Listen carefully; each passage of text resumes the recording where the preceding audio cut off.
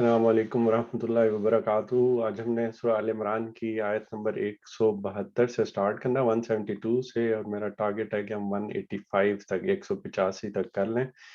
تو اس سے پہلے ہم ایز یوزول سب سے پہلے تلاوت سن لیتے ہیں۔ الذين استجابوا لله والرسول من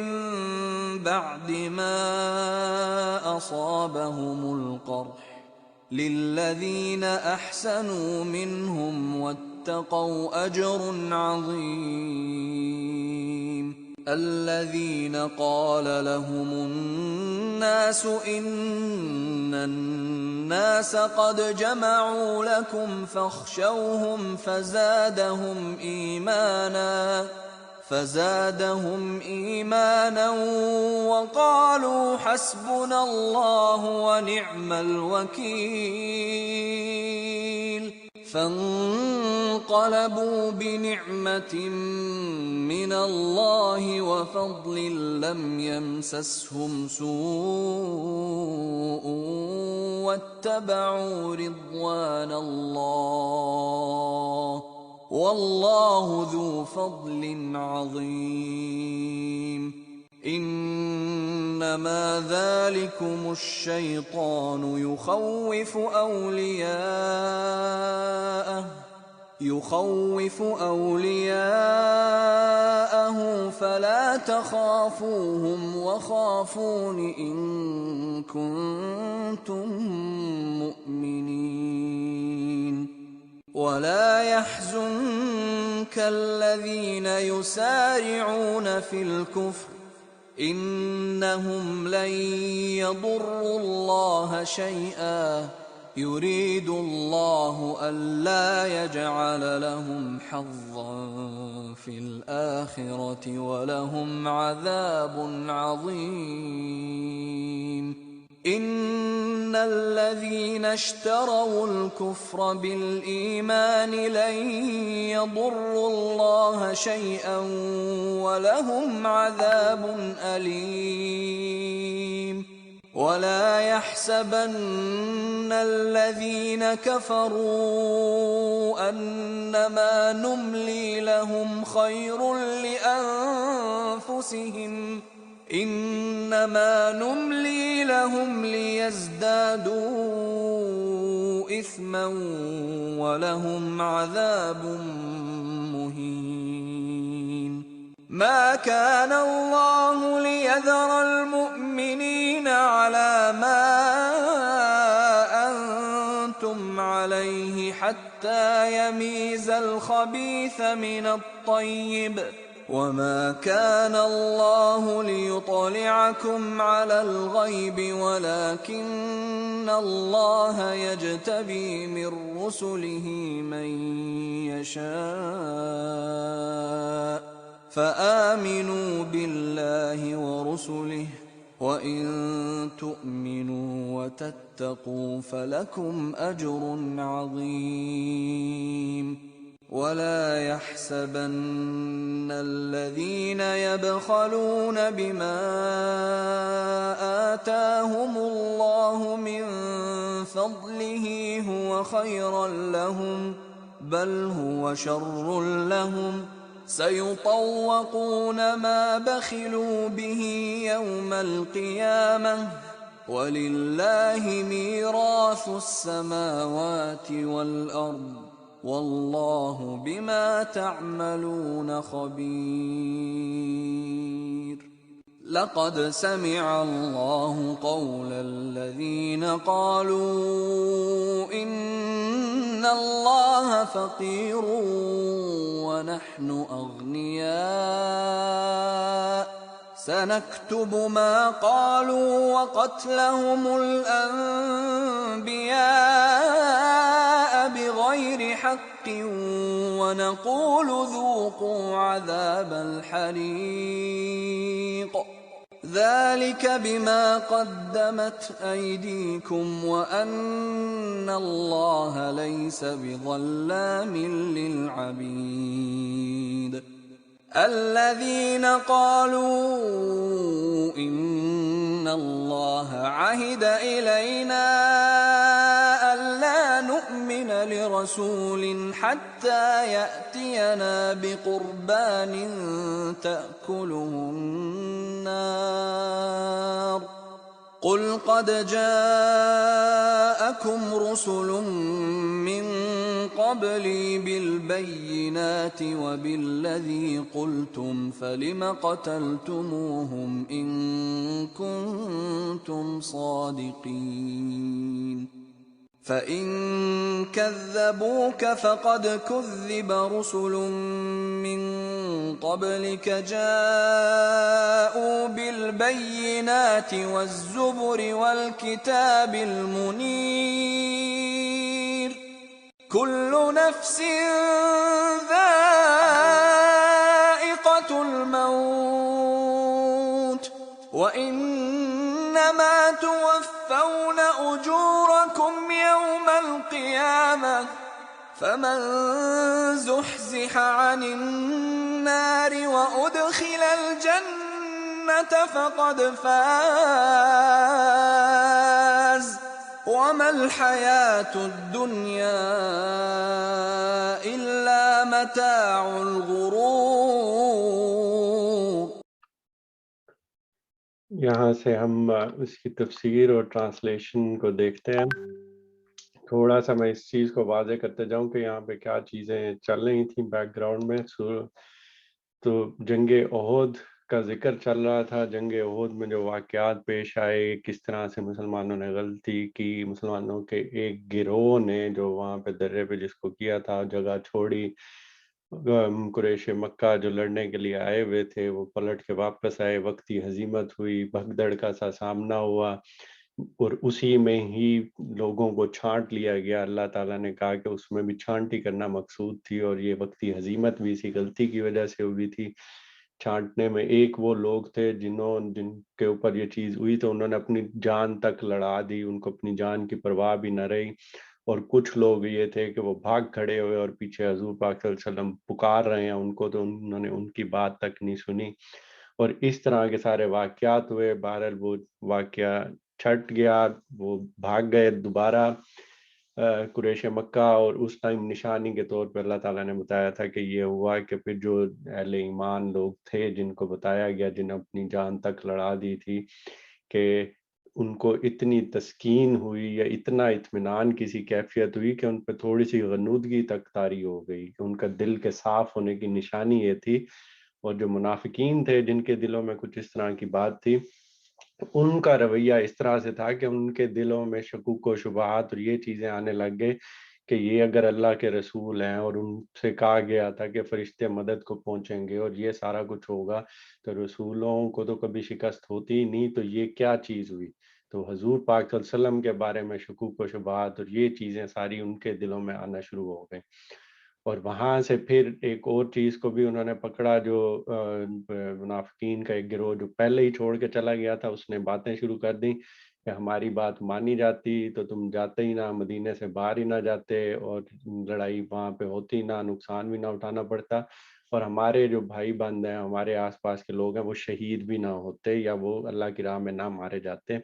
اس کو بھی کھول کے انہی پچھلی آیات میں بتا دیا گیا کہ شہادت کا رتبہ کتنا بڑا ہے، جن کے بارے میں تم یہ کہہ رہے ہو کہ وہ بچ جاتے یا وہ ہو جاتے، ان کے بارے میں بھی اطلاع دے دی کہ وہ شاداں و فراہاں ہیں، ان کے اوپر اللہ کی عنایات کا جیسے ہی وہ دنیا سے رخصت ہوئے ہیں اس کا سلسلہ شروع ہو گیا، اس کے لیے روز آخرت کا انتظار بھی نہیں کیا گیا۔ یہ وہ خوش قسمت لوگ ہیں جو جیسے ہی اس دنیا سے رخصت ہوئے ہیں ان پہ اللہ کی عنایات شروع ہو گئی ہیں، جن کو شہداء کا رتبہ جس طرح سے کہا جاتا ہے، اور ان کو یہ بشارت بھی دے دی گئی ہے کہ ابھی جو زندگی میں ابھی جو زندہ ہیں اہل ایمان والے جو بھی آئیں گے ان کے بارے میں بھی، تو اس چیز پہ بھی وہ مسرت کا اظہار کر رہے ہیں کہ ان کے کچھ ساتھی مزید آئیں گے، جنت کے اس رتبے تک پہنچیں گے، اور اللہ مومنوں کے اجر کو ضائع نہیں کرتا۔ اور یہاں سے بات پھر شروع ہوگی اور آگے چل رہی ہے، اور کیا کہا جا رہا ہے؟ جن لوگوں نے زخم کھانے کے بعد بھی اللہ اور رسول کی پکار پر لبیک کہا، ان میں جو اشخاص نیکوکار اور پرہیزگار ہیں ان کے لیے بڑا اجر ہے۔ اب یہاں وہ چیز آ جاتی ہے جس کو سمجھنے کے لیے تاریخ کی کچھ کتاب اور سیرت النبی کی کچھ اس کو پڑھیں، جو کہ میرے علم میں نہیں تھی. اس میں ایک دو تین ریفرنسز بھی دیے ہوئے ہیں، تاریخ الامم والملوک، الکامل فی التاریخ ابن الاسیر اور السیرت النبویہ ابن ہشام کی، کہ ان میں یہ چیز بیان ہوا ہے کہ جب احد میں مسلمانوں کی شکست کے بعد جو قریش کی جو فوج اول تو واپس چلی گئی، لیکن پھر روحا کے مقام کے پہنچنے کے بعد ابو سفیان اور ان کے ساتھیوں کو احساس ہوا تھا کہ انہوں نے اس قدر واپس آنے میں سخت غلطی کی ہے، اتنی جلد کیوں چلے آئے. اب ان کے پاس موقع تھا، انہوں نے یہ ساری چیزیں ایک پلٹ کے حملہ کیا، اور وقتی طور پہ ایک مسلمانوں کو بھی تھوڑا سا جھٹکا لگا، تو اس چیز کا انہیں فائدہ اٹھانا چاہیے تھا، اور وہیں پہ ہی ان کا سارا قصہ ہی پاک کر دینا چاہیے تھا کہ مدینے کا قصہ بھی سارا ختم ہی ہو جاتا.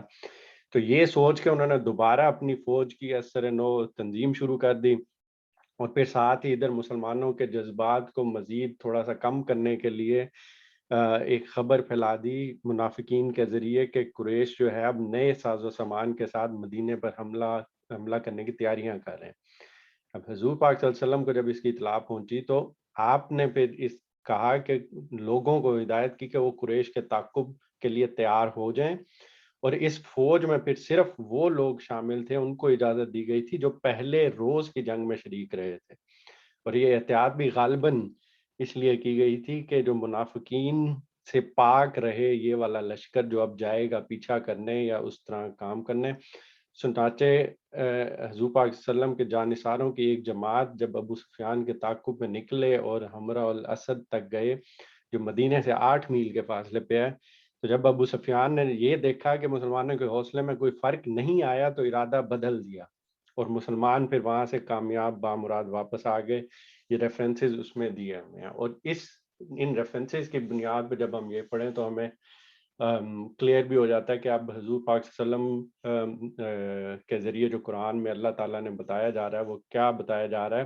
کہ اب وقتی ہزیمت اٹھا لی، زخم بھی پڑے اور یہ ساری چیزیں ہوئیں. اب اس کے بعد بھی جب حضور پاک صلی اللہ علیہ وسلم نے پکارا کہ نہیں، ایک دوبارہ اس طرح کی چیز آزمائش آئے گی، تو اس میں جو شخص نیکوکار تھے اور جو پرہیزگار، ان کے لیے پھر اللہ نے بڑے اجر کا دیا، ایک بتا دیا کہ یہ نعمت ہوگی. اور جن سے لوگوں نے کہا کہ تمہارے خلاف بڑی فوجیں جمع ہوئی ہیں، ان سے ڈرو، تو یہ سن کر ان کا ایمان اور بڑھ گیا، اور انہوں نے جواب دیا کہ ہمارے لیے اللہ کافی ہے اور وہی بہترین کارساز ہے. یہی یہ وہ بہترین الفاظ بھی ہے جو اکثر ہم ویسے دیکھتے ہیں، حسبنا اللہ و نعم الوکیل، کہ جن کا ایمان اتنا زیادہ تھا کہ کوئی بھی دنیا کی مشکل آ جائے، ان کی جان ابھی نکلی تھی ان چیزوں سے کہ اب دوبارہ ایک آزمائش کا ذکر ہو رہا ہے، اور یہ بتایا جا رہا ہے کہ بڑی فوجیں تیار ہو رہی ہیں، تو وہ کیا کہہ رہے ہیں؟ بجائے ڈرنے کے، حسبنا اللہ و نعم الوکیل، ہمارے لیے اللہ کافی ہے. یہ وہ ایمان کا لیول ہے. اور دوسرے لوگوں کے بارے میں بھی اب یہاں پہ یہ چیز سمجھنے کی جو ایک ہے ہمارے لیے نصیحت کی کیا ہے، کہ جب ایمان اتنا مضبوط ہو جاتا ہے کہ اس طرح کی بات جو عام حالات میں جو انسان اس زندگی کی چیزوں کو سامنے دیکھ کے پیش نظر سوچ رہا ہوتا ہے کہ جنگ کے لیے نکلے، کچھ ہوا، وقتی ہزیمت، نقصان اٹھانا پڑ گیا، کچھ اس طرح کی چیز ہوئی، اب سوچ ہی رہے ہیں کہ بس اب یہ معاملہ ختم ہوا، واپس مدینہ کی طرف چلیں گے. ایک اور خبر افواہ کہ اب ایک بڑی فوج تیار ہو رہی ہے، تو اس میں ایک عام انسان کی حیثیت سے، ایک عام لیول کی حیثیت سے ایک دم بندے کا دل ڈوبتا ہے کہ اوہ ابھی یعنی کہ آزمائش ختم نہیں ہوئی. اور اہل ایمان کا کیا رویہ ہوتا ہے؟ اس میں اس طرح سے ہے کہ جیسے آگ کا کوئی الاؤ جل رہا ہو، ایمان اتنا مضبوط ہو کہ الاؤ جل رہا ہے، اس کے اندر کوئی گیلی لکڑی بھی ڈالی جاتی ہے جو کہ عام حالات میں ان جذبات کو تھوڑا سا کم کر دیتی ہے یا اس چیز کو تھوڑا سا سپریس کر دیتی ہے. جو اہل ایمان والے اس گیلی لکڑی کو بھی اپنے ایندھن کے طور پر استعمال کر کے ان کا ایمان اور مضبوط ہو جاتا ہے کہ اچھا ابھی آزمائش ہو رہا ہے تو کوئی نہیں، ہم بھی تیار ہیں، ہمارے لیے اللہ کافی ہے اور وہی بہترین کارساز ہے. یہ ان لوگوں کا رویہ تھا. کہ جو اس ٹائم بھی اس مقام پہ کھڑے ہوئے تھے کہ جب حضور پاک صلی اللہ علیہ وسلم کی طرف سے کہا گیا تو وہ فوراً تیار ہو گئے اور اس چیز کو مان کر کہ کوئی نہیں، ہمارے لیے اللہ کافی ہے، ہم ریڈی ہیں، ہم جانے کے لیے تیار ہیں۔ آخر کار وہ اللہ تعالیٰ کی نعمت اور فضل کے ساتھ پلٹ آئے، ان کو کسی قسم کا ضرر بھی نہ پہنچا اور اللہ کی رضا پر چلنے کا شرف بھی انہیں حاصل ہو گیا۔ اللہ بڑا فضل فرمانے والا ہے، یعنی کہ وہ گئے، انہوں نے پیچھا کیا، انہوں نے اللہ پہ بھروسہ کیا۔ ادھر سے جب ابو سفیان اور ان لوگوں نے دیکھا تو وہ ان کو پتہ چل گیا کہ مسلمانوں کے حوصلے میں فرق نہیں آیا، تو وہ بھاگ گئے اور یہ لوگ بغیر کسی نقصان کے واپس آ گئے، اور ساتھ اس چیز کا، اس ایمان کا ان کو بینیفٹ کیا ملا ہے، اس کا فائدہ کیا، ان کو اللہ کی رضا پر چلنے کا شرف بھی حاصل ہو گیا اور کسی قسم کی ضرر بھی نہیں پہنچی۔ اب تمہیں معلوم ہو گیا ہے کہ وہ دراصل شیطان تھا جو اپنے دوستوں سے خام خواہ ڈرا رہا تھا، لہٰذا آئندہ تم انسانوں سے نہ ڈرنا، مجھ سے ڈرنا اگر تم حقیقت میں صاحب ایمان ہو۔ اور یہی وہ چیزیں ہیں جو سمجھنے کی کوشش کرنی چاہیے انسان کو، کہ یہاں پہ اب وہ جو منافقین جنہوں نے افواہ پھیلائی تھی اور جن کے بارے میں افواہ پھیلائی تھی، ان کو کس سے تعبیر کیا گیا؟ شیطان سے تعبیر کیا گیا، کہ وہ شیطان یعنی ان کی صورت میں ان سے جو ڈرا رہے تھے وہ ایک در حقیقت شیطان کا رول پلے کر رہے تھے، اور وہ یہ کہہ رہے تھے دوستوں سے کہ ان کے شیطانوں کے جو دوست ہیں، جو ادھر قریش مکہ جو دوبارہ وہ تنظیم کر رہے تھے، اپنی فوج کے ڈرا رہے تھے کہ اس چیز سے کہ وہ اس مقام پہ جا کے کھڑے ہوئے ہیں جن سے شیطان سے تعبیر کر دیا گیا، اور جو اہل ایمان والے ہیں، یہ جو عام انسانوں سے کیا کہا جا رہا ہے کہ تم آئندہ انسانوں سے نہ ڈرنا، مجھ سے ڈرنا، اللہ کا خوف دل میں ہونا چاہیے۔ اللہ جب کوئی بات کہہ دیتا ہے کہ میں اس کے ساتھ ہوں، میری مدد ساتھ ہے، تو اس پہ یقین کرنا چاہیے۔ اگر حقیقت میں صاحب ایمان، اگر حقیقت پہ اللہ پہ یقین رکھتے ہیں، اگر حقیقت میں اس چیز کا یہ ہمارے دل کے اندر کی گہرائیوں تک یہ بات ہے کہ اللہ ہے اور وہ میری مدد کرے گا، اور حضور پاک صلی اللہ علیہ وسلم نے کے ذریعے پتہ چلا ہے کہ اللہ فرشتوں کے ذریعے مدد کریں گے، اور یہ ساری چیزیں، تو کتنا ایمان ہے اس چیز کے اوپر۔ اب تھوڑی دیر کے لیے پھر حضور پاک صلی اللہ علیہ وسلم کی طرف مخاطب ہوئے اللہ تعالیٰ، اور انہوں نے کیا کہا؟ اے پیغمبر صلی اللہ علیہ وسلم، جو لوگ آج کفر کی راہ میں بڑی دوڑ دھوپ کر رہے ہیں، کفر کی راہ، کفر کو ہم بہت دفعہ دیکھ چکے ہیں، کفر کا مطلب یہ ہوتا ہے جانتے بوجھتے کسی چیز کا، حق اور سچ کا انکار کرنا، کہ جب حقیقت واضح ہو جائے کہ یہ چیز ہے، یہ اللہ کے رسول ہیں، یہ کام کرنا بالکل صحیح ہے، یہ پوری طرح واضح ہو جائے، وہ آگے اپنی کسی تعصب کی بنیاد پہ، دنیاوی خواہشات کی بنیاد پہ، کسی بھی چیز کی بنیاد پر اس چیز کا انکار کر دینا، وہ کفر ہے۔ اور اس کی سادہ سی اگزامپل بھی دی تھی کہ جان بوجھ کر نماز چھوڑنے کو بھی اسی وجہ سے کفر سے تعبیر کیا گیا ہے، کہ جو لوگ آج کفر کی راہ میں بڑی دوڑ دھوپ کر رہے ہیں، ان کی سرگرمیاں تمہیں آزردہ نہ کریں، یہ اللہ کا کچھ بھی نہ بگاڑ سکیں گے۔ اللہ کا ارادہ یہ ہے کہ ان کے لیے آخرت میں کوئی حصہ نہ رکھے،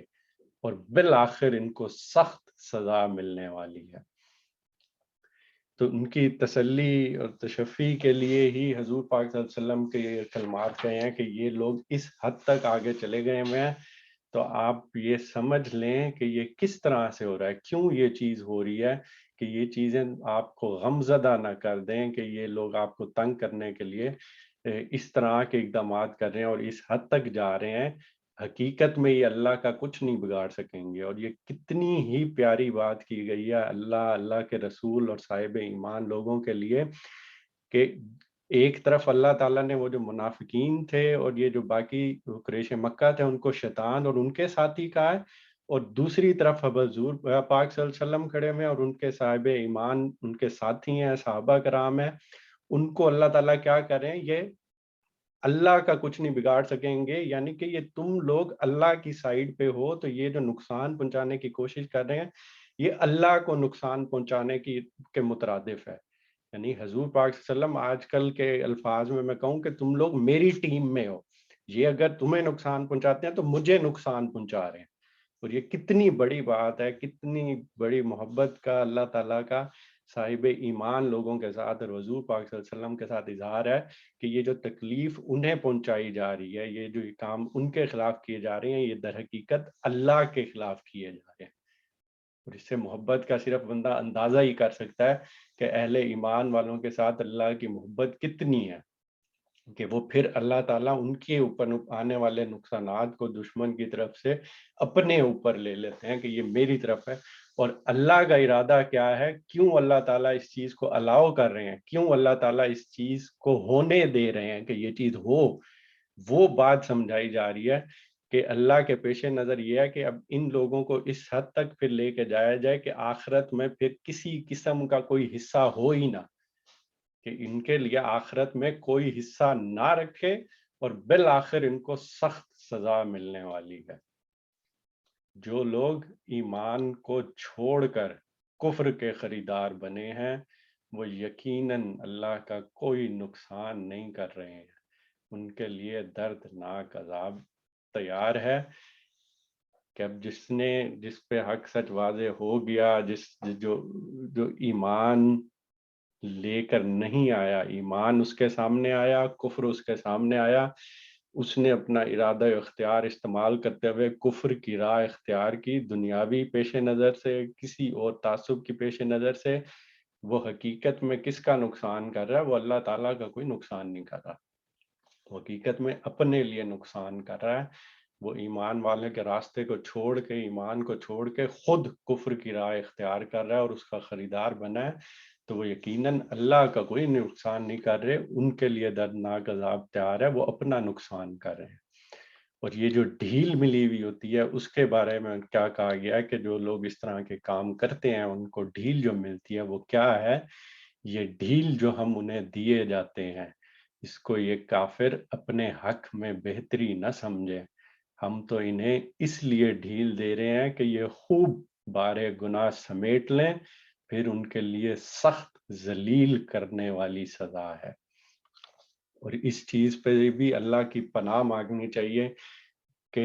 جب اللہ تعالیٰ ڈھیل دے رہا ہوتا ہے تو انسان کو اپنے اعمال کو اور اپنی چیز کو مسلسل سامنے رکھنا چاہیے کہ کیا ہمارے سے کوئی غلط کام تو نہیں ہو رہا، کہ کیا ہمارے سے کوئی ایسے کام سرزد تو نہیں ہو رہے جس سے اللہ ناراض ہوگا. ہم سارے دن میں جو ہمارے اعمال ہوتے ہیں، ہماری جو باتیں ہوتی ہیں، ہمارے جو کام ہوتے ہیں، اس کے اوپر پیش نظر ہماری نظر خود ہونی چاہیے، کیونکہ اگر اللہ کی عنایات بھی ہو رہی ہیں تو اللہ کی عنایات ان لوگوں کے اوپر بھی ہوتی ہیں جن کو اللہ یہاں ذکر دے رہے ہیں، جن کو ڈھیل دی جاتی ہے. اور ڈھیل ان کے لیے، منافقین، منکرین یا کفار کے لیے ڈھیل اس لیے ہوتی ہے کہ وہ اتنے گناہ سمیٹ لیں کہ پھر آخرت میں ان کا کوئی صلہ دینے کا کوئی کسی قسم کی حجت نہ رہ جائے اور کوئی ان کا کوئی موقع نہ رہ جائے. اور مومنین کے لیے یہ ہوتا ہے، دوسری سائڈ پہ ہوتا ہے کہ وہ جتنے زیادہ ثواب کما سکتے ہیں، جتنے اچھے اعمال کر سکتے ہیں تو وہ کر لیں. اور یہ ڈھیل ظاہری سی بات ہے، میکسیمم حد اس کی اس ٹائم تک ہے جب تک ہم زندہ ہیں، جب تک ہم کوئی کام کر سکتے ہیں، ہوش و حواس میں ہیں، اپنی حرکات کو، اپنی اس چیز کو کنٹرول کر سکتے ہیں. اور میکسیمم ٹائم کس ٹائم آتا ہے؟ جوانی کے بعد، اور پھر آہستہ آہستہ سے انسان جب بڑھاپے کی طرف جاتا ہے تو تب تو اس کے اندر سکت ہی نہیں رہتی اس طرح کے کام کرنے کی. تو بنیادی طور پہ اس طرح کی ایج پہ، اس طرح جوانی میں جب طاقت ہے، جب عقل ہے، جب شعور ہے، جب یہ ساری چیزیں کر سکتے ہیں، تب سے بندہ سٹارٹ کرے، جب سے سمجھ آ جاتی ہے، اور اعمال ٹھیک کرنے کی کوشش کرے اور پھر اللہ سے پناہ مانگے کہ یہ ڈھیل جو ہمیں مل رہی ہے یہ منکرین والی، منافقین والی، یہ کفار والی نہ ہو بلکہ مومنین والی. اللہ مومنوں کو اس حالت میں ہرگز نہ رہنے دے گا جس میں تم اس وقت پائے جاتے ہو. یعنی کہ اگر مومنوں کے اوپر کوئی سخت ٹائم آیا ہوا ہے، اہل ایمان کے اوپر کوئی آزمائش آئی ہوئی ہے، وہ ایک مشکل ٹائم سے گزر رہے ہیں، تو وہ اس حالت میں ہرگز مسلسل نہیں رہیں گے. وہ پاک لوگوں کو ناپاک لوگوں سے الگ کر کر رہے گا. یہ میں بہت دفعہ کہہ چکا ہوں کہ جب رسولوں کی بعثت ہو جاتی ہے، جس قوم کی طرف وہ آتے ہیں اسی قوم میں پھر اس قوم کا اس دنیا میں ہی فیصلہ کر دیا جاتا ہے، اور یہ قانون خاص طور پہ انہی قوموں کے ساتھ ہے جن میں رسول آئے ہیں، اور اسی کا ایک فیز یہ ہوتا ہے کہ اس میں پاک لوگوں کو ناپاک لوگوں سے، یا منافقین، منکرین، کفار جو ہوتے ہیں ان کو ایمان والوں سے علیحدہ علیحدہ کیا جاتا ہے۔ تو اللہ اپنا طریقہ بتا رہے ہیں کہ وہ کیا ہے، کہ اللہ اس حالت میں ہرگز، اس آزمائش میں ہرگز نہیں رہنے دے گا۔ آزمائش آتی ہی اس لیے ہے کہ اس میں سے چھانٹی کر لی جائے کہ کس کا ایمان کتنا مضبوط ہے، کون صرف اپنی زبان سے کہہ رہا تھا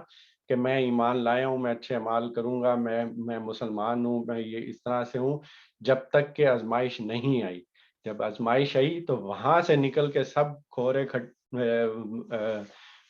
کھرے اور کھوٹے سامنے آ جاتے ہیں کہ کون واقعتاً اس پہ ایمان رکھتا تھا، کون نہیں رکھتا تھا۔ تو اللہ کا طریقہ یہ نہیں ہے کہ تم کو غیب پر مطلع کر دے۔ اس کا کیا مطلب ہے کہ اللہ کو تو علم ہے کہ ہمارے دلوں میں کیا کچھ ہے، ہم جو کچھ زبان سے کہیں، لیکن ہمارے دل کے اندر جو کچھ ہے اللہ کو تو پتہ ہے۔ تو اللہ یہ بھی کر سکتا ہے کہ اللہ آزمائش دے ہی نہ، اور اپنے علم کی بنیاد پہ، کیونکہ اللہ کو پتہ ہے تو وہ غیب سے بتا دے کہ یہ منافق ہیں، یہ وہ ہیں۔ تو اللہ بتا رہے نہیں، میرا یہ طریقہ نہیں ہے کہ مجھے جو علم ہے اسی کی بنیاد پر میں بتا دوں کہ یہ منافق ہے، نہیں، میں آزمائش سے گزاروں گا، اور میں خود تم لوگوں کے سامنے یہ چیز کر کے دکھا دوں گا کہ کون کھرا ہے، کون کھوٹا ہے، کون صحیح ایمان لایا ہے، کون نہیں ہے، کون پاک ہے، کون ناپاک ہے۔ اور اس کے لیے پھر یہاں پہ جو آیت ہے اس کے دو طرح سے معنی جاتے ہیں، وہ میں دونوں ایکسپلین کرتا ہوں۔ کہ اللہ تعالیٰ نے اپنا طریقہ بتا دیا کہ ایمان والے اس حالت میں ہرگز نہیں رہیں گے، ناپاک لوگوں کو پاک لوگوں سے الگ کر کے اللہ تعالیٰ رہیں گے، مگر اللہ کا یہ طریقہ نہیں کہ تم کو غیب یعنی کہ اپنے علم پہ مطلع کر دے کہ ان کے دلوں میں کیا ہے۔ آگے ہے غیب کی باتیں بتانے کے لیے تو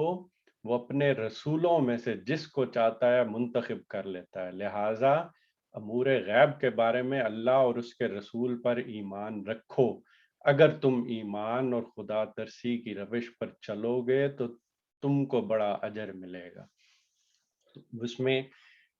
مودودی صاحب نے اس طرح سے بیان کیا ہے کہ اب ایک پرسپیکٹو سے دیکھا جائے تو بالکل ٹھیک بات ہے کہ جو پیغمبر آتے ہیں، جو رسول ہوتے ہیں، ان کے اوپر ایک خاص حد تک پردہ تھوڑا سا اٹھ جاتا ہے، ان کا تعلق حضور اللہ تعالیٰ کے ساتھ ڈائریکٹلی ہو جاتا ہے، اللہ تعالیٰ اپنی وحی ان کے اوپر کرتے ہیں، اور ان کو وہ باتیں بتائی جاتی ہیں جو کہ اللہ کے پیش نظر ہیں۔ جیسے یہ قرآن پورا جو حضور پاک صلی اللہ علیہ وسلم پہ نازل ہوا تو بنیادی طور پہ اللہ تعالیٰ کے الفاظ ہیں جو فرشتوں کے ذریعے سے ان تک پہنچے، تو ان کے لیے ایک تھوڑا سا پردہ کسی خاص حد تک اٹھ جاتا ہے، اور یہ عام انسانوں کے لیے نہیں ہے۔ تو ادھر مودودی صاحب نے مقصد یہ بیان کیا ہے کہ جو رسولوں کا قائم آنے کا مقصد یہی ہے کہ ان کو اللہ تعالیٰ اپنے علم پہ مطلع کر دے، ان کو بتا دے یہ چیزیں ہیں، اور پھر عام لوگوں کو ہدایت کر دی کہ پھر اب وہ اللہ اور اس کے رسول پر ایمان رکھیں، اور اگر وہ ایمان رکھیں گے اور اللہ تعالیٰ کے وہ متقی بنیں گے اور تقوی اختیار کریں گے تو بڑا اجر ملے گا۔ اس کا جو دوسرا پرسپیکٹیو ہے وہ اگر ساری آیات کو سامنے رکھا جائے اور رسولوں کی بعثت کے مقصد کو بھی پیش نظر رکھا جائے تو وہ سمجھ کیا آتی ہے، اور میرا رجحان اسی طرف ہی ہے۔ جو دوسری بات ہے اس میں کیا ہے کہ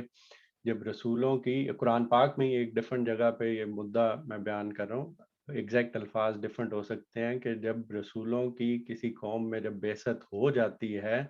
تو پھر اللہ تعالیٰ اسی دنیا میں ہی اس قوم کا فیصلہ کر دیتے ہیں اور ان پہ کوئی ظلم نہیں کیا جاتا۔ اس سے مطلب کیا ہے کہ یہاں پہ اللہ تعالیٰ جو بتا رہے ہیں یا کہنے کی وہ چیز بتائی جا رہی ہے یا کلیریفائی کی جا رہی ہے کہ اللہ کا طریقہ یہ ہے کہ اللہ پاک اور ناپاک لوگوں کو علیحدہ کر کے ہی رہے گا، اور اس مقصد کے لیے وہ پھر رسولوں کی بعثت ہوتی ہے۔ رسولوں کی جب بعثت ہوتی ہے تو ان کی زندگی میں پھر ایک تمام لوگ جو اس ٹائم پہ ہوتے ہیں وہ آزمائش سے دوچار ہو جاتے ہیں، اور وہ آزمائش کیا ہوتی ہے کہ ایمان لانا ہے پھر اللہ کے رسول پہ اس ٹائم پہ، تو ایک پوری جد و جہد شروع ہو جاتی ہے، اور دوسری سائڈ پہ وہ پھر منکرین بھی آ جاتے ہیں۔ تو یہ جو پوری جدوجہد اور جو آزمائش ہوتی ہے اس کے اینڈ پہ کھرے اور کھوٹے علیحدہ ہو جاتے ہیں، اور یہی چیز کہنے کی کوشش کی جا رہی ہے کہ اللہ کا طریقہ یہ ہے کہ اس کے لیے وہ اپنے رسولوں میں سے جس کو چاہتا ہے منتخب کر لیتا ہے، پھر ان کی جد و جہد میں ایسی آزمائش برپا کرتا ہے کہ کھوٹے اور کھرے سب ایک دوسرے سے الگ ہو جاتے ہیں۔ اور اس کے بعد پھر یہ کہا گیا کہ اسی لیے اللہ اور اس کے رسولوں پر ایمان رکھو اور جان لو کہ اگر تم ایمان اور تقوی اختیار کرو گے تو تمہارے لیے بہت بڑا اجر ہے۔ تو یہاں پہ میں نے دو مختلف پرسپیکٹو بتا دی ہیں جو کہ دو علماء کے نظر انہوں نے جس طرح سے اس کو سمجھا اور بیان کیا۔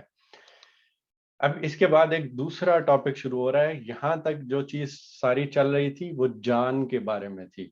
کہ اللہ تعالیٰ نے زندگی بخشی ہے، اس دنیا میں بھیجا ہے، تو اللہ کو اختیار ہے کہ جب وہ طلب کرے تو دینی ہے۔ سچے ایمان رکھنے والوں کے لیے یہ ایک چیز بالکل کلیئر ہے، بالکل ان کو واضح ہے، یہ اللہ ہی کی دی ہوئی ہے اور اللہ کو ہی واپس جانی ہے، جس کے بارے میں کہا گیا ہے نا کہ حق تو یہ ہے کہ حق ادا ہی نہ ہو، کہ اللہ تعالیٰ یہ جان لے اور ہم اس کو وہ جان دیں، تو حق تو یہ ہے کہ حق ادا ہی نہ ہو، کیونکہ تھی ہی اسی کی جان اور اسی کے پاس واپس چلی گئی۔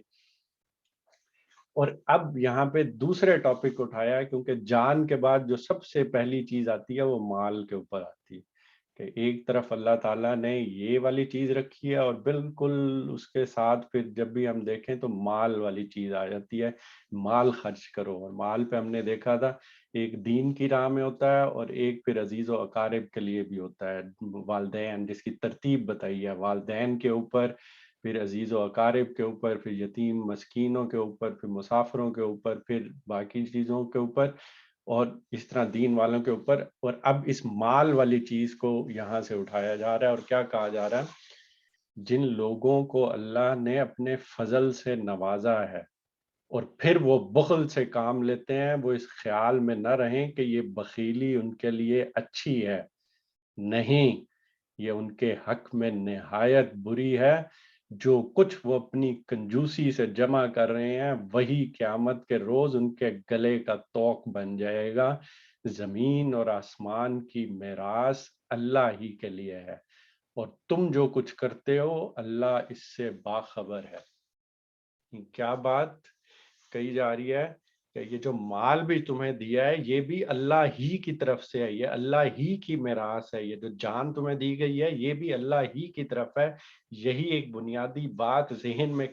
بالکل صاف کر لینی ہے کہ یہ اللہ کی طرف سے جان بھی دی گئی ہے، اور یہ جو فضل ملا ہے اللہ کا اس دنیا میں رہنے کے لیے، جس کے لیے ہم کوشش بھی کرتے ہیں، تو یہ بھی اللہ ہی کے لیے ہے، اللہ ہی نے ہمیں دیے ہے۔ اور اللہ کی طرف سے جب یہ مطالبہ آئے گا کہ یہ مال میری راہ میں خرچ کرو، جیسا کہ اس ٹائم پہ ہو رہا ہے کہ اگر قرآن پاک کی آیات جب نازل ہو رہی ہیں، جنگ احد کا موقع ہے، مدینہ میں ایک چھوٹی سی بستی بن چکی ہوئی ہے، اس میں جہاد کے لیے جانا ہے، اس میں باقی کام ہے، تو اس میں جان دینے کے لیے بھی لوگ نکلے ہیں، تو اس کے ساتھ مال بھی چاہیے، اس کے ساتھ گھوڑے بھی چاہیے، اس کے ساتھ تلواریں بھی چاہیے، اس کے ساتھ کھانے پینے کی چیزیں بھی چاہیے، اس کے ساتھ باقی اور ساز و سامان بھی چاہیے، تو اس کے لیے مال چاہیے۔ اب وہ چھوٹی سی ریاست ہے، کم سے مسلمان ہے، اللہ تعالیٰ کی طرف سے بار بار مطالبہ کیا جا رہا ہے کہ مال خرچ کرو، مال خرچ کرو، مال خرچ کرنے کا ٹائم آ چکا ہوا ہے، یہی آزمائش ہے تمہاری، مال اللہ کا ہی دیا ہوا ہے، یہ مال خرچ کرو۔ اور اس ٹائم پہ لوگ کنجوسی کر رہے ہیں اور بخل سے کام لے رہے ہیں اور یہ سمجھ رہے ہیں کہ ان کے حق میں یہ بہتر ہے کیونکہ یہ بچا لیں گے تو آگے کام آ جائے گا یا کچھ ہو جائے گا، جبکہ خرچ کرنے کا ٹائم اب یہ ہے اللہ تعالیٰ کی طرف سے۔ تو پھر اللہ تعالیٰ کی طرف سے کتنے سخت الفاظ میں کہا جا رہا ہے، یہی مال قیامت کے روز ان کے گلے کا طوق بن جائے گا۔ زمینوں اور آسمانوں کی میراث اللہ ہی کے لیے ہے، یہ جان مال، یہ زمین آسمان جو کچھ بھی ہے یہ اللہ ہی کے لیے، اور تم جو کچھ کرتے ہو اللہ اس سے باخبر ہے۔ اللہ نے ان لوگوں کا قول سنا جو کہتے ہیں اللہ فقیر ہے معاذ اللہ اور ہم غنی ہیں، ان کی یہ باتیں بھی ہم لکھ لیں گے۔ معاذ اللہ اللہ کی پناہ مانگنی چاہیے ایسے الفاظ کے جو ابھی منافقین تھے جو اپنی مال سے محبت کرتے تھے، وہ اس طرح کے جملے کہنے پہ آ گئے کہ جب بار بار اللہ تعالیٰ کی طرف سے حضور پاک صلی اللہ علیہ وسلم کے تھرو کہا گیا کہ مال خرچ کرو، مال خرچ کرو، تو انہوں نے اس طرح کے الفاظ جملے کہنا شروع کر دیے کہ اللہ اس ٹائم اللہ قرض مانگ رہا ہے، اللہ کے پاس پیسے ختم ہو گئے ہیں، اللہ مذاق اڑانے کی کوشش کی کہ کون ہے جو اللہ کو قرض دے، تو مذاق اڑاتے ہوئے کہتے ہیں کہ ہاں جی اللہ تعالیٰ ان دنوں بہت غریب ہو گئے ہیں معاذ اللہ، اس لیے ہم امیر لوگ ہیں، ہم غنی لوگ ہیں، تو اللہ ہمارے سے یہ قرض مانگ رہے ہیں۔ اور یہ بات جو اللہ تعالیٰ نے کہی ہے، یہ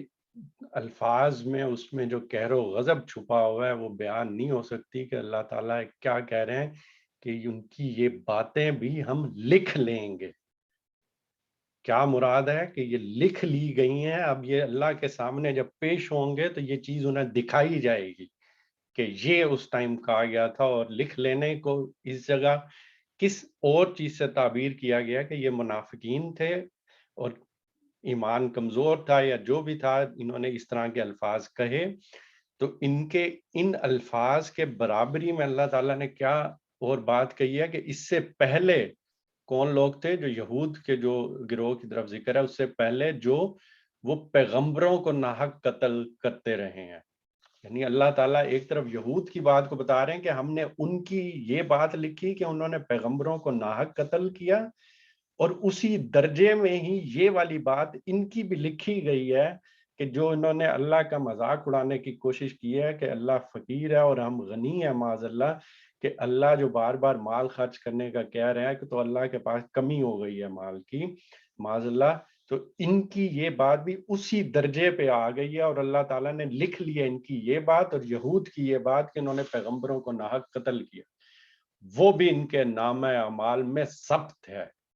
جب فیصلے کا وقت آئے گا اس وقت ہم ان سے کہیں گے لو اب عذاب جہنم کا مزہ چکھو، یہ تمہارے اپنے ہاتھوں کی کمائی ہے، اللہ اپنے بندوں کے لیے ظالم نہیں ہے۔ اور یہ اللہ بار بار جب اس طرح کی چیز کا ذکر آتا ہے کہ یہ جو عذاب اور یہ ساری چیزیں دی جائیں گی، یہ انسان نے خود کمایا ہے، اللہ ظالم نہیں ہے، اللہ ظلم نہیں کرنا چاہتا، اللہ ناانصافی نہیں کرنا چاہتا، اسی لیے یہ ساری باتیں زندگی میں کھول کھول کے بیان کر دی جاتی ہیں، کھرے اور کھوٹے کو علیحدہ کر دیا جاتا ہے، پاک ناپاک کو علیحدہ کر دیا جاتا ہے، انسان خود گواہی دیتا ہے کہ ہاں میرے پہ بات واضح ہو گئی ہے، پھر وہ خود یہ راہ چنتا ہے اور خود اس حد تک جاتا ہے، تو اس نے خود یہ عذاب کمایا ہے، اور جب یہ عذاب کمایا ہے تو پھر اللہ بھی یہ کہے گا لو جب اس ٹائم پہنچو گے لو چکھو اب پھر عذاب جہنم کا مزہ۔ جو لوگ کہتے ہیں اللہ نے ہم کو ہدایت کر دی ہے کہ ہم کسی کو رسول تسلیم نہ کریں جب تک وہ ہمارے سامنے ایسی قربانی نہ کرے جس سے غیب سے آ کر آگ کھا لے، ان سے کہو تمہارے پاس مجھ سے پہلے بہت سے رسول آ چکے ہیں جو بہت سی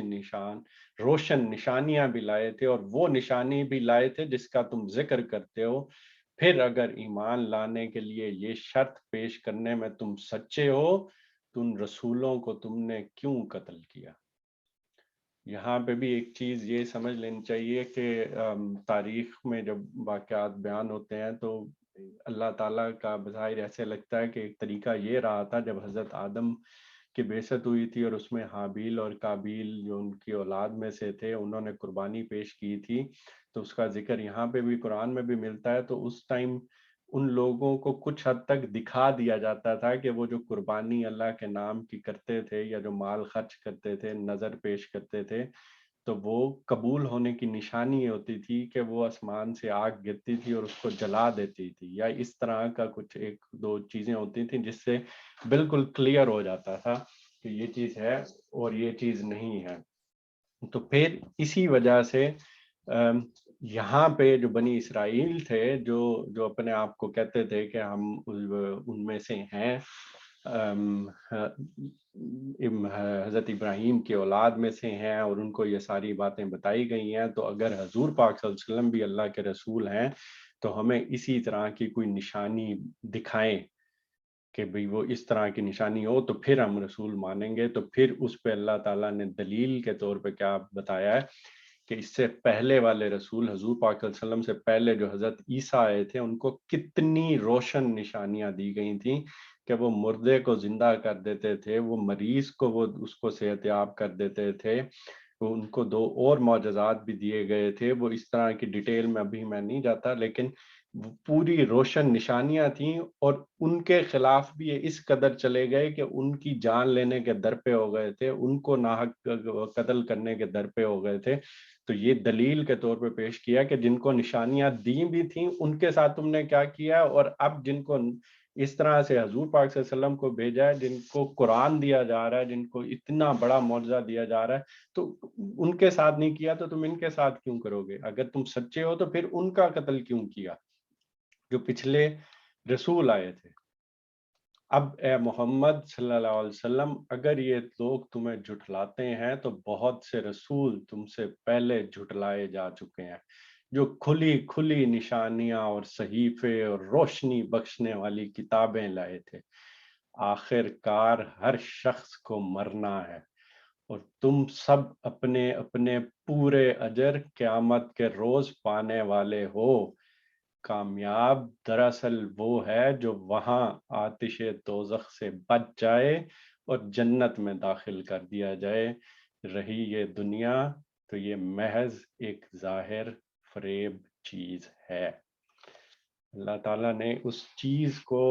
اتنے پیارے انداز سے اس منتہائے کمال پہ پہنچا دیا کہ جو دعوت اور جو یہ ساری چیزیں جنگ احد کی اس میں پیش آئی تھیں, اس کا منتہائے کمال میں اس کو ان 2-3 آیات میں بیان کر دیا ہے. اور وہ کیا ہے کہ ایک سچے اہل ایمان کی نظر اور اس کی جو کامیابی کا جو ایک کرائٹیریا جس کو ہم کہتے ہیں کہ میں کامیاب کب ہوں گا, وہ اللہ تعالیٰ نے کنجی بتا دی ہے کہ اصل کامیابی کیا ہے. کہ جب آخرت میں تم اللہ کے سامنے پیش ہوگے, اللہ یہ کہہ دے کہ میں تم سے راضی ہو گیا, تم مجھ سے راضی ہو گئے, آتش دوزخ سے بچا لیا گیا اور جنت میں بھیج دیا گیا. یہی اصل کامیابی ہے. یہی ہر انسان کی اس دنیا میں ایک مقصد ہونا چاہیے اس کامیابی کو حاصل کرنے کا, اور اسی کے لیے ہی دوڑ دھوپ کرنی چاہیے. رہی دنیا کی زندگی تو یہ ایک فریب نظر, ایک دھوکہ ہے. اگر میں صرف زندگی کے اندر جو چیزیں مجھے ملتی ہیں میں اس کو دیکھوں اور اس کو اصل مقصد بنا لوں, اور اس میں جو آسائشیں دی جاتی ہیں تو اس میں میری کامیابی کا اگر میں اسے صحیح نہ سمجھوں تو پھر میرے لیے کیا وہ بات آ جاتی ہے کہ میں کامیاب ہو گیا, مجھے دولت مل گئی, مجھے شہرت مل گئی, مجھے چین مل گیا, مجھے حسن مل گیا, مجھے گھر مل گیا, مجھے گاڑیاں مل گئیں, مجھے یہ ساری دولت حاصل ہو گئی. یہ بھی حقیقت میں اللہ کا امتحان ہے کہ اللہ تعالیٰ نے اتنا فضل دیا ہے تو اس کو کیسے استعمال کیا گیا. اصل مقصد کی طرف توجہ ہمیشہ بندے کی رہنی چاہیے. اور اصل مقصد کیا ہے؟ اصل مقصد یہ ہے کہ آخرت میں ہمیں جہنم کی آگ سے بچا لیا گیا اور جنت میں داخل کر لیا گیا. اور اس دنیا کو اس کی جو حقیقی چیز ہے, جو اس کی حقیقت ہے, اس کو اسی جگہ پہ رکھ کے کہ اس دنیا سے گزر کے ہی ہم نے جنت یا دوزخ میں جانا ہے, تو اس دنیا کو اسی کی جگہ پر رکھ کے سمجھنا چاہیے کہ اس کے اندر اپنے معاملات کیسے کرنا چاہیے. اپنے ہر چیز پہ, ہر الفاظ پہ جو منہ سے نکلتے ہیں, اپنے ہر عمل کے پیچھے یہ دیکھنا کہ کیا اللہ اس سے راضی ہوگا, کیا میں اس سے جنت میں چلا جاؤں گا, کیا میں اس سے دوزخ سے بچ جاؤں گا. یہ چیز ہر الفاظ ہر عمل کے پیچھے ہوگا تو امید کی جا سکتی ہے کہ اللہ ہمیں سیدھی راہ پہ رکھے گا اور ہم اس چیز میں کامیاب ہوں جس کو اللہ تعالیٰ یہاں پہ اصل کامیابی سے تعبیر کر رہے ہیں.